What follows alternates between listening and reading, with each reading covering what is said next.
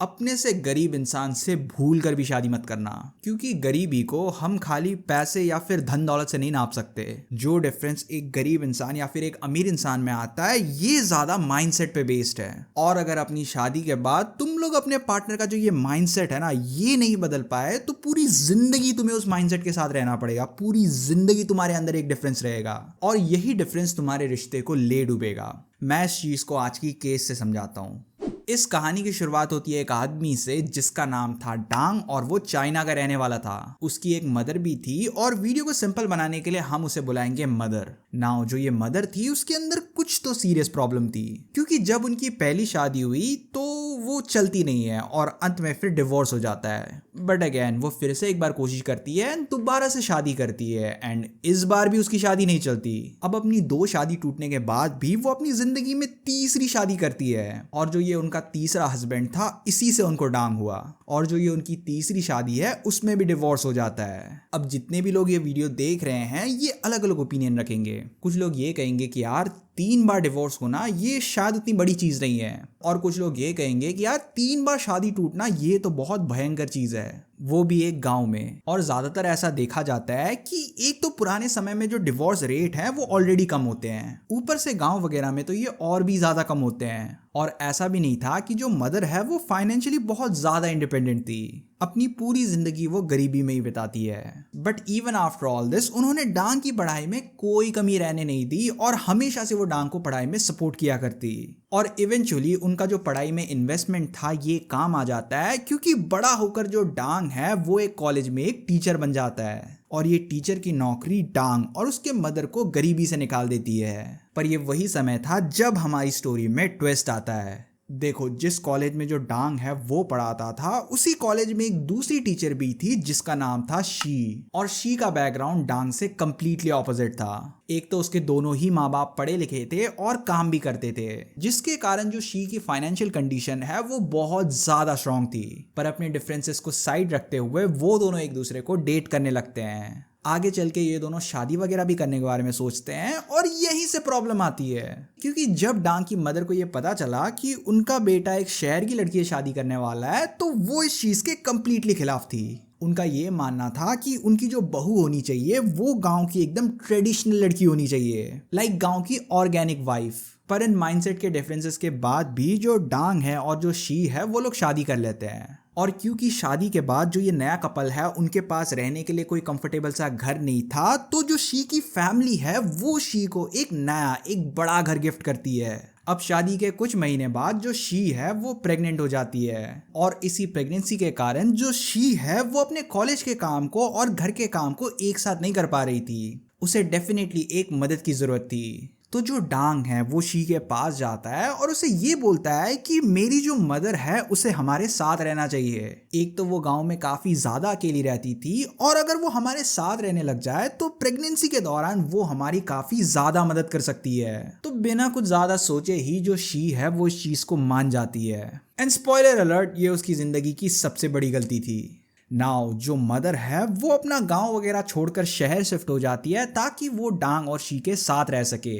पर जो प्रॉब्लम की बात थी वो ये थी कि अपने साथ ही साथ वो गांव का जो एक माइंडसेट होता है उसे कैरी करके आई थी। Let me explain this mindset. As you already know कि जो मदर है उसे जो शी है वो कुछ खास पसंद नहीं आई थी, तो वो एक तरीके से शी को ताना मारने लगती है, बेटी सुनो, तुम जो ये बाहर जाके काम वगैरह करती हो ना, तुम्हें ये सब छोड़ देना चाहिए और घर में रह के घर के काम करने चाहिए। जो ये बाहर जाके पैसे वगैरह कमाना है ये सब मर्दों का काम है। एक औरत का काम बस इतना ही है कि वो अपने पति के पैर दबाए और उनकी सेवा करे। ये थी मदर की माइंडसेट। बट अनफॉर्चुनेटली वो उनसे उम्र में काफी ज्यादा बड़ी थी, तो जो शी है वो उतना कुछ ज्यादा बहस नहीं करती और वो इस चीज को इग्नोर कर देती है। डेफिनेटली उनके माइंडसेट में कुछ प्रॉब्लम्स थी, पर ये किसी भी तरीके से खतरा नहीं था। पर अब यहां से मैं तुम लोगों को मदर के ईवल नेचर के बारे में बताऊंगा। देखो, इट्स वेरी क्लियर कि जो मदर है वो इस शादी से बिल्कुल खुश नहीं थी और वो बस यही चाहती थी कि किसी तरीके से जो डांग और शी है इन दोनों का डिवोर्स हो जाए। और याद रखना कि मदर का ऑलरेडी 3 बार डिवोर्स हो चुका था, तो उसे अच्छी तरह से पता था कि डिवोर्स कैसे करवाना है। तो उनका प्लान सिंपल था, वो कैसे ना कैसे करके उनके और शी के बीच झगड़ा करवाएगी और जब सास बहू के बीच झगड़ा होगा तो बेटे को किसी ना किसी की साइड तो लेनी ही पड़ेगी और मदर अपने बेटे को इमोशनल बातें बोल के उसे अपनी साइड ले लेगी और जब ऐसे झगड़े बार बार होते रहेंगे देन बैम,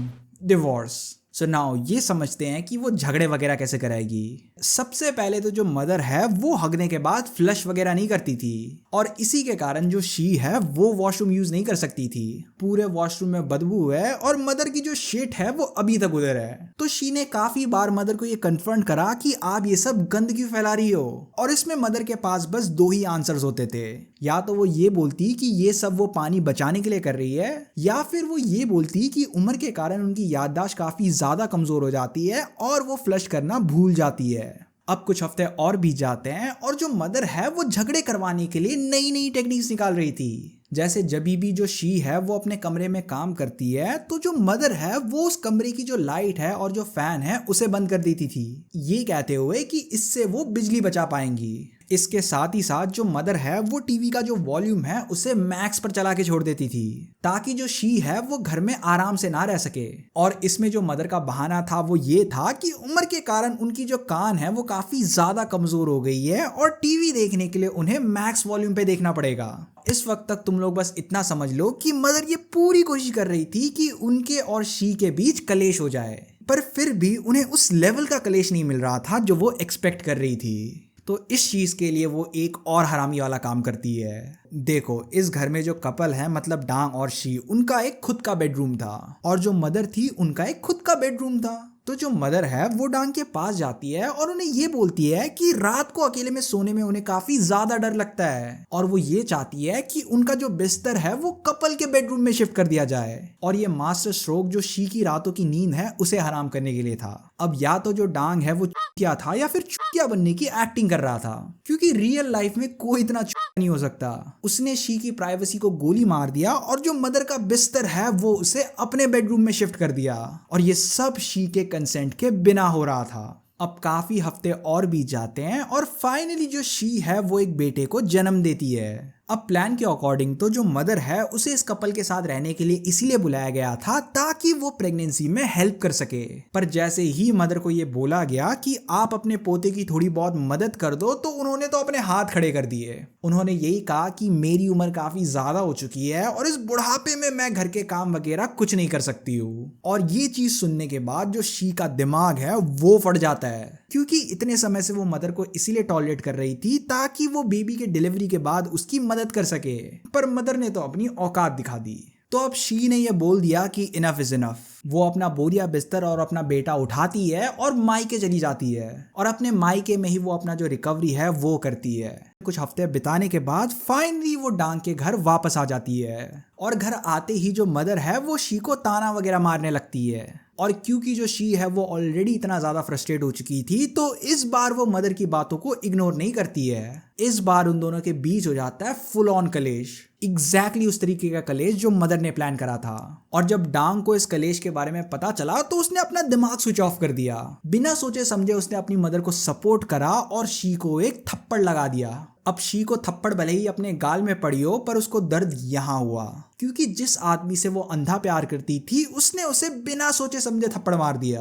तो उसने ये सोच लिया कि अब तो मैं इस घर में नहीं रह सकती और वो इमीडिएटली डिवोर्स फाइल कर देती है। शी को ऐसा लगने लगा था कि divorce was the only option और इस डिवोर्स के बाद वो एक नई जिंदगी स्टार्ट करेगी। बट आय क्योंकि इस डिवोर्स के डिसीजन के बाद जो मदर है वो काफी ज्यादा हिल चुकी थी। हाँ, उन्हें डेफिनेटली डिवोर्स तो चाहिए था, बट डिवोर्स के बाद क्या होने वाला था ये उन्होंने प्लान नहीं करा था। क्योंकि एक तो डिवोर्स के बाद जो शी है वो अपना बेटा लेके चली जाएगी, दूसरा जो फैमिली की कंबाइंड इनकम है वो आधी हो जाएगी क्योंकि डिवोर्स के बाद शी तो अपनी सैलरी नहीं देगी, और तीसरा और सबसे ज्यादा इंपॉर्टेंट, जिस घर में वो लोग रह रहे थे वो शी के नाम में था, जो शी के फैमिली ने उसे एज अ वेडिंग गिफ्ट दिया था। तो डिवोर्स के बाद तो वो भी चला जाता और ये सब मदर के प्लान का पार्ट बिल्कुल नहीं था। तो उन्होंने ये सोचा कि ये सब मगजमारी करने से अच्छा शी को हमेशा के लिए खत्म कर दिया जाए, और यही था उनका ट्रू नेचर। तो एक दिन जो डांग है वो अपने काम से बाहर गया था और मदर इस अपॉर्चुनिटी को बिल्कुल मिस नहीं करती। वो एक धारदार छुरा लेती है और शी के गर्दन में मल्टीपल टाइम्स अटैक करती है। और इतने ज्यादा अटैक के बाद जो शी का हेड है वो उसकी बॉडी से बेयरली कनेक्टेड था, जिसके बाद जो मदर है वो पुलिस स्टेशन जाती है और पूरा क्राइम कन्फेस करती है। इनिशियली तो पुलिस को भी यही लगा था कि शायद जो ये बूढ़ी औरत है ये मजाक वगैरह कर रही है,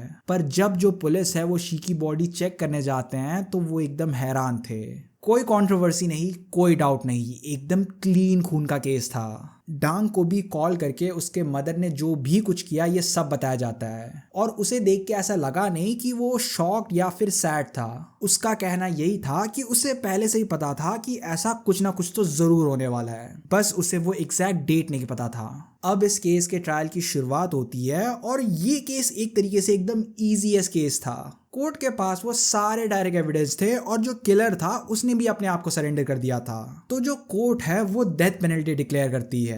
पर आगे चल के ये नोट किया जाता है कि जो मदर है उनकी बुढ़ापे के कारण हेल्थ काफी ज्यादा खराब हो चुकी थी और शायद उन्हें डेथ पेनल्टी देना ये ठीक नहीं होगा। तो जो मदर है वो 2 साल जेल में सजा काटती है, जिसके बाद वो जेल से बाहर आ जाती है। तो अब इस केस के आफ्टरमैथ के बारे में जानते हैं। देखो, करेंटली जो मदर है वो जेल से बाहर निकलने के बाद कहाँ है ये किसी को नहीं पता, पर जो डांग है वो मजे की जिंदगी जी रहा है, क्योंकि एक तो उसे अपनी बेटी की कस्टडी मिल गई, दूसरा उसे वो घर भी मिल गया जो शी के नाम में था, और तीसरा उसने एक नई शादी कर ली और नई जिंदगी स्टार्ट कर ली। डू लेट मी नो कि आप लोग इस केस के बारे में क्या सोचते हो।